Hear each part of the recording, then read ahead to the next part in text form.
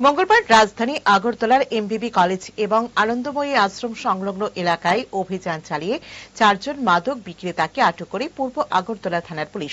তাদের কাছ থেকে প্রচুর পরিমাণে নিষিদ্ধ মাদক হেরোইন, এইসব মাদক বিক্রি করার 210টি কোটা, সেই সঙ্গে নগদ 5,000 টাকা সহ একটি বাইক উদ্ধার করা হয় বলে জানিয়েছেন সদর মহকুমা পুলিশ আধিকারিক দেবপ্রসাদ রায়। তিনি আরো জানান, আগামী দিনে অভিযান জারি থাকবে। নেশাবিরোধী অভিযান যেটা চলছে সেটা ধারাবাহিকতা হিসেবে আমরা যেটা করে যাচ্ছি।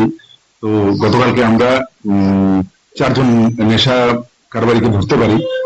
এরা সাধারণত বাইক নিয়ে শহরের বিভিন্ন এলাকাগুলিতে, বিশেষ করে স্কুল, কলেজ, চৌমুনি এবং মন্দির টন্দির এগুলির সামনে ওরা দাঁড়িয়ে ড্রাগ বিক্রি করে। তো সেই অনুযায়ী আমরা তথ্য বার করি এবং পূর্ব থানা ওসি রানা চ্যাটার্জির নেতৃত্বে একটা টিম গঠন করে দিই। সেখানে প্লেন ক্লথও থাকে এবং বাইক নিয়ে, বিশেষ করে প্লেন ক্লথে বাইক নিয়ে শহরের মধ্যে ঘোরাফেরা করা হয়।